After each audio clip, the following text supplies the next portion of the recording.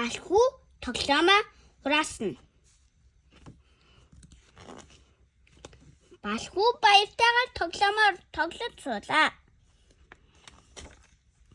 Ээж нь балхуугийн дэргэдэн ирээд "Хүү минь, одоо өвөө эмээ хоёр нэрнэ.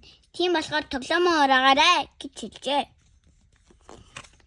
Балхуу "За ээжээ, одоо хураалаа" гэжээ. Балхууг тоглоомоо хурааж яхад ах нь өрөөнд орж ирээд "Зурагтаар маш гоё хүүхэлдэйн кино гарч байна. Хоёулаа хамт үзье" гэлээ. Балхуу тоглоомоо дараа нь ураачих гэж бодоод хүүхэлдэйн кино үзэхээр явжээ. Хэсэг хугацааны дараа хонх дуграв.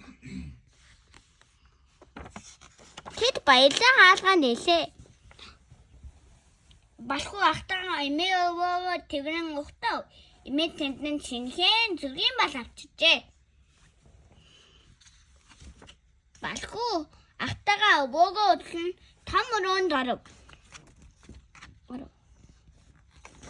Яг мөчид тэр өвөө нь балхуугийн ураагаагүй орхисон тоглоом дээр гიშгэн хальтж унлаа.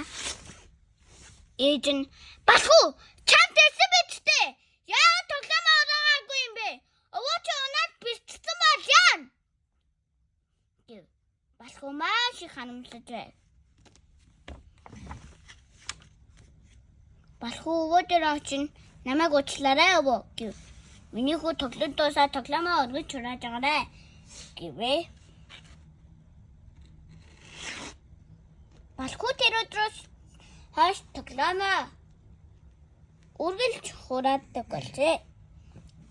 Юу сурсан бэ гэдэг үргэлж ярьж байгаарай хүүхдүүдээ.